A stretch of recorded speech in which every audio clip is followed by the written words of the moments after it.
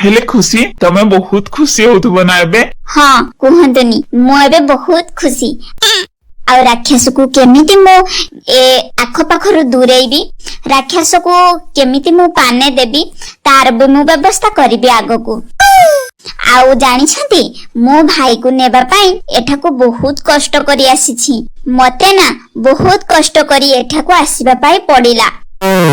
समस्तंको मु चकमा देकी आसीछि। आउ राक्षस माने मोर किछि करि पारिलेनी। एमिति तो मु 6 भाई को मध्य उद्धार करि सारिछि। आउ ये मोर सप्तम भाई, यांको मु नै गले मोर भाई माननको मु समस्तंको फेरी पाइबी। आउ माँ बापा सेपटे बहुत दिन अपेक्षा करके मध्य बसिछंती, से माने भी पाइले बहुत खुशी हेबे। हाँ हाँ मु बुझी पारुछि तुम अंतरर कथा आउ माँ बापांको वेदना मध्य। हेले मु कोन बा करि पारिथांती। हेले तमे एठाको कोउ दिन आसिल? नहीं नहीं बेसी नुह, मु गतकाली आसीछि। आउ एठारे मकर पर्व भलरे पालिलो ना? हाँ हाँ आमे सेटा तो भलरे मानि नेलु। हेले मु एबे मो भाई को नै पारिबी। हेले तमे कोन आज ही चली जिवो? हाँ हाँ राजा, मु आ बेस दिन एठी रहिबा पाई चाहुनी। काहेकि ना मो सब भाई को पाई सारिला परे तांकर स्मरण शक्ति फेरैबार मु व्यवस्था करिबी। तापरे जाई मो बापा मां को पाखकू नै पारिबी। आउ एबे तो मु कदापि तांको पाखकू नै पारिबिनी जे पर्यंत तांकर स्मरण शक्ति फेरिबनी। तो सेथि पाई भी मते किछि करिबा पाई पड़िबो। आउ तांकर रूप मध्ये समस्तंकर बदली जाईछि। समस्तंकु पुणी थरे पूर्व परि करिबा पाई पड़िबो। अच्छा हो, तुमर तो एबे बहुत काम अछि। तमे ताहेले एबे घर को फेरी जाओ तुमर सप्तम भाई को नहीं। किंतु हाँ मने रखिबो, तुमर सबो काम सरी सारिबा परे तमे निश्चय दिने खुकुस राज्य को तम सपरिवार सहित आसीबो।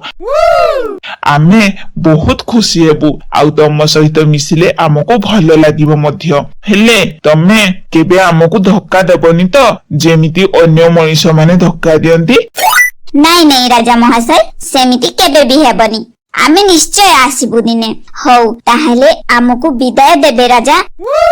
हाँ हाँ निश्चय। खुखुस झियो कहिला। अरे खुशी सांग, तुमे एते जल्दी फेरी जिवो? मते तो तुमको छाड़ीबा पाई इच्छा होउनी। हेले तमे कहूछ काम अछि सेथि पाई। हाँ खुखुस भौणी, मोर बहुत काम अछि, नहले तो मु एठारे किछि दिन रही जांती। सेपटे माँ बापांकर देहर अवस्था मध्य बहुत खराब हो जाइछि। माँ मते संदेश पठेइथिले, हेले मु सप्तम भाई को आनिबा पाई जीबी कही मु जाइनी तांको पाखकू। आउ मामू माने मध्य बहुत कहूथिले मते फेरी आसीबा पाई। हेले मु भाई को न नै केमिति फेरी जाई थांदी, सेथि पाई मु गलिनी। आउ एबे जदी मु ठीक समय रे न फेरीबी ताहले तांकर कोन हेबो सेटा भगवान ही जानती। हो ताहले खुशी सांग, तमे एथरक जाओ। हाँ जीवा पूर्वरु राक्षस जेजेंगु टिके देखा करि देई जीवो, से नहेले मन खराब करिवे।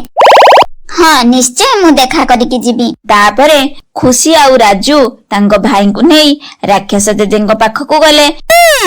सेठारे जाई राक्षस जेजेंगो कहिले, जेजे आमे तो हमर भाई को पाई गलु, एबे आमे आसुछु। हेलो राजा किछि कहिलेनी? नहीं जेजे किछि कहिलेनी, से तो देखि कि मते बहुत खुशी हे गले। आ जानि छथि सिए मते कहि छथि सब काम सारिला परे मु सपरिवार सहित दिने एठाको निश्चय आसीबी, समस्तंक सहित देखा करिबा पाई। हौलो मा ठीक अछि, ताहले तू एथरक जा। तू तोर सप्तम भाई को नहीं सब भाई को सहित देखा करई दे। देखिबू धीरे धीरे तोर सब काम शेष हो जिवो। आउ तू दिने निश्चय एठाको आसीबू। हाँ हाँ जेजे मु निश्चय आसीबी। हेले तू एबे जीवू केमिति? एई जुड़जुड़िया भाई माने अछंती, से माने मते नहीं बाहर छाड़ देबे। तापरे आमे सेठारु आराम रे चली जिवू, हमर किछि असुविधा हबनी। हौ ठीक अछि ताहाले। तापरे संगे संगे खुशी आउ राजू सेठारु बाहरी आसिले।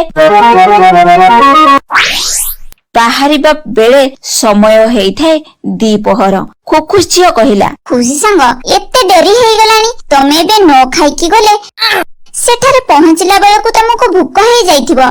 चलो कोन दिटा खाई दियो, ତାପରେ ତମେ ଏଠାରୁ ବାହାରି ଯିବ। ହେଲେ ମୁଁ ଏଠାରେ ଖାଇବି କଣ? ଖୁସି ସାଙ୍ଗ, ତମେ ଏଠାରେ ରହିବ ଭାବି ମୁଁ ତମ ପାଇଁ ବହୁତ ଭଲ ଭଲ ରୋଷେଇ କରିଛି ଜାଣିଛ। ହେଲେ ତମେ ବ୍ୟସ୍ତ ହବନି, ମୁଁ ତମ ପାଇଁ ମଣିଷ ମାଂସ ରୋଷେଇ କରିନି ଯୋଉଥିରେ ତମେ ଡରିଯିବ। ନା ନା, କେବେ ବି ସେମିତି କରିନି। ଆଉ ଚାଲ, ମୁଁ ତମ ମାନଙ୍କୁ ଖାଇବା ପାଇଁ ଦେବି, ତମେ ଖାଇସାରି ବାହାରି ଯିବ। ହଉ ତେବେ ଠିକ ଅଛି। ତାପରେ ଖୁସି, ରାଜୁ ଆଉ ତା ଭାଇ 3 ଜଣ ଯାକ ଖୁଖୁସ୍ ଝିଅ ସହିତ ଗଲେ।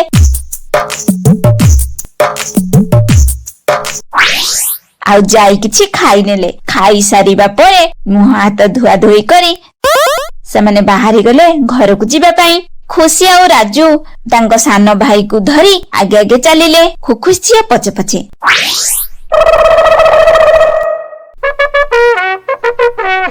ଖୁଖୁସ୍ ଝିଅ ଟିକେ ଦୂରକୁ ଆସି କହିଲା, ଖୁସି ସାଙ୍ଗ, ବିଦାୟ ନଉଛି। ଆଉ ଆଗକୁ ଯାଇପାରିବିନି, କାହିଁକି ନା ଆମକୁ ଯିବାକୁ ମନା। ହଉ ଠିକ ଅଛି, ଖୁଖୁସ୍ ଭଉଣୀ ତମେ ଯାଅ, ଆମେ ଏବେ ଆସୁଛୁ। ସେଠାରୁ ବାହାରି ଆସିଲେ ଖୁସି, ରାଜୁ ଆଉ ତାଙ୍କ ସାନ ଭାଇ। ଆସିବା ବେଳେ ଦେଖିଲେ ପହଞ୍ଚିଗଲେ ସେମାନେ ସୁଡ଼ଙ୍ଗ ପାଖରେ। ସୁଡ଼ଙ୍ଗ ପାଖରେ ପହଞ୍ଚି ଖୁସି ସଙ୍ଗେ ସଙ୍ଗେ ଜୁଡୁଜୁଡିଆ ପୋକ ମାନଙ୍କୁ ପୁଣି ଥରେ ଡାକି ନେଲା। ଜୁଡୁଜୁଡିଆ ଭାଇମାନେ ଆସି ପହଞ୍ଚିଗଲେ। ଜୁଡୁଜୁଡିଆ ଭାଇଙ୍କର ଆଲୁଅ ଦେଖି ଦେଖି ଖୁସି, ରାଜୁ ଆଉ ସପ୍ତମ ଭାଇ ବାହାରକୁ ବାହାରି ଆସିଲେ।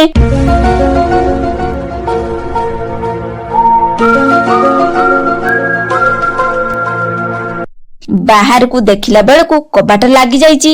ସେମାନେ ବାହାରିବେ କେମିତି? ବହୁତ ଅସୁବିଧାରେ ପଡିଗଲେ ବୋଲି ଭାବୁଥିଲେ।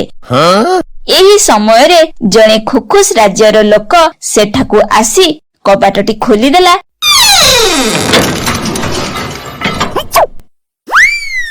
ତାପରେ ସେମାନେ ବାହାରି ଆସିଲେ। ବାହାରି ସାରିବା ପରେ ଦେଖିଲେ ବରଗଛ ଆଢୁଆଳରେ ଆଉ କେହି ନାହାନ୍ତି ତ।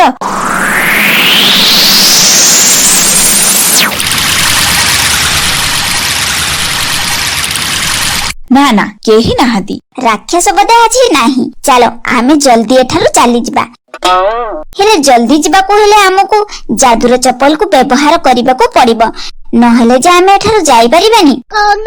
ରାଜୁ ସଙ୍ଗେ ସଙ୍ଗେ କହିଲା, ଖୁସି, ତମେ ସେ ଯାଦୁର ଚପଲ ମତେ ଦିଅ, ମୁଁ ତାକୁ ପିନ୍ଧି ନିଏ। ଆଉ ତମ ମାନଙ୍କୁ ମୁଁ ହାତରେ ଧରି ନେଇଯିବି। ଦେଖିବ, ବହୁତ ଜଲ୍ଦି ଆମେ ପହଞ୍ଚି ଯିବା, ଆମର କିଛି ଅସୁବିଧା ହବନି। ଆଉ ଯଦି ସେ ରାକ୍ଷସ ବୁଢୀ ନାଇଁ ନାଇଁ, ସେ ଆଉ କିଛି କରିପାରିବନି, ଆମେ ତ ଉଡି ଉଡିକା ପଳେଇବା। ହଉ ଠିକ ଅଛି, ଚାଲ ତାହେଲେ। ଖୁସି ଆଉ ରାଜୁ ସଙ୍ଗେ ସଙ୍ଗେ କଣ କଲେ ନା, 2 ଜଣ 2 ପଟ ଚପଲକୁ ପିନ୍ଧି ନେଲେ 2 ଗୋଡରେ। ତାପରେ ତାଙ୍କ ସପ୍ତମ ଭାଇଙ୍କୁ 2 ଜଣ ହାତରେ ଧରି ନେଲେ ଆଉ ଉଡି ଉଡିକା ଚାଲି ଆସିଲେ ତାଙ୍କ କୁଟୀର ନିକଟକୁ।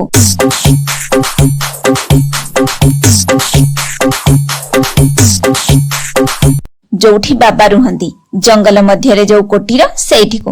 ସେଠାରେ ଆସି ଓହ୍ଲେଇ ପଡିଲେ। ତାପରେ ସେମାନେ ଧାଇଁ ଧାଇଁ ଆସିଲେ ବାବାଙ୍କ ନିକଟକୁ। ବାବା ବାବା, ମୁଁ ମୋର ସପ୍ତମ ଭାଇଙ୍କୁ ନେଇ ଆସିଲି।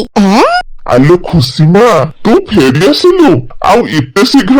ହଁ ବାବା, ବହୁତ ଶୀଘ୍ର ପଳେଇ ଆସିଲି। ଆଉ ଜାଣିଛ, ମୁଁ ନା ମୋର ସପ୍ତମ ଭାଇଙ୍କୁ ନେଇ ଆସିଛି ବାବା। ଦେଖ କେତେ ଭଲରେ ଆଣିଛି ମୁଁ। ହେଲେ ଖୁସି, ସିଏ ଯେ ଖୁଖୁସ୍ ପରିକା ଦେଖା ଯାଉଛି। ବାବା, ସେ କିଛି ନୁହଁ, ସେମାନେ ତାକୁ ସେମିତି ସଜେଇ ଦେଇଥିଲେ, କିନ୍ତୁ ସେଗୁଡା ଆମେ ଖୋଲି ପାରିବା, କିଛି ଅସୁବିଧା ନାହିଁ। ଆଉ ଜାଣିଛ ବାବା, ମୁଁ ମୋର ସପ୍ତମ ଭାଇଙ୍କୁ ପାଇ ଆଜି ବହୁତ ଖୁସି। ବାବା, ମୁଁ ଆଉ ରାଜୁ ଆଜି ଘରକୁ ଟିକେ ଯିବୁ, ଯାଇ ବାପା ମାଙ୍କୁ ଟିକେ ଦେଖା କରିଦେଇ ଆସିବୁ। ଆମେ ଯେ ବହୁତ ଶୀଘ୍ର ଘରକୁ ବାହୁଡି ଯିବୁ। ହେଲେ କଣ ବାବା, କିଛି ନାହିଁ। ତମେ ଭାବୁଛ ନା ତାଙ୍କର ସ୍ମରଣ ଶକ୍ତି ଫେରିନି, ତୁ କେମିତି ନେଇକି ଯିବୁ? ତାଙ୍କର ସମସ୍ତଙ୍କର ଚେହେରା ବଦଳି ଯାଇଛି।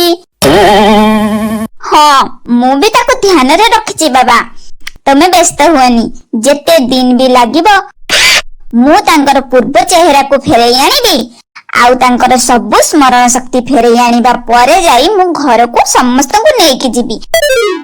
ଏବେ ତ ଖାଲି ଆମେ ରାଜୁ ଆଉ ମୁଁ ଯାଇକି ସମସ୍ତଙ୍କୁ ଦେଖା କରିଦେଇ ଆସିବୁ, ସମସ୍ତେ କେମିତି ଅଛନ୍ତି। ଆଉ ମାମୁଁ ମାଇଁ ମାନଙ୍କୁ ମୁଁ କହିଦେଇ ଆସିବି ଯେ ମୁଁ ସବୁ ଭାଇ ମାନଙ୍କୁ ଖାଇଯାଇଛି ବୋଲି। ହଉ ହଉ ମା, ଏବେ ଭିତରକୁ ଚାଲ। ତମେ ଯେ ବହୁତ ଥକା ହେଇଯାଇଥିବନି। ସନ୍ଧ୍ୟା ବି ହେଇଗଲାଣି। କଣ ଖାଇଛ କି ନାହିଁ? ନହେଲେ କଣ ଦିଟା ବୋଧେ ପଡିଛି ହାଣ୍ଡିରେ, ଯାଅ ଖାଇଦିଅ। ହଉ ବାବା, ଠିକ ଅଛି, ଆମେ ଯାଉଛୁ, ଧୁଆ ଧୁଇ କରି କଣ ଟିକେ ଖାଇନେବୁ। ତାପରେ ଖୁସି ଆଉ ରାଜୁ ସେଠାରୁ ଚାଲିଗଲେ। ବାବା ମନେ ମନେ ଭାବୁଥାନ୍ତି, ପ୍ରକୃତି ମା, ତୁମକୁ ବହୁତ ବହୁତ ଧନ୍ୟବାଦ। ତମେ ଝିଅଟିକୁ ବହୁତ ସାହସ ଦେଲ, ବହୁତ ସାହାଯ୍ୟ କଲ। ଆଉ ଗୋଟିଏ ସାହାଯ୍ୟ କରିଦିଅ ପ୍ରକୃତି ମା, ସିଏ ତାର ସମସ୍ତ ଭାଇଙ୍କୁ ପୂର୍ବ ପରି ଫେରି ପାଉ। ହେଲେ ସିଏ ତାର ସବୁ ଭାଇକୁ ନେଇ ଘରକୁ ଫେରି ପାରିବ।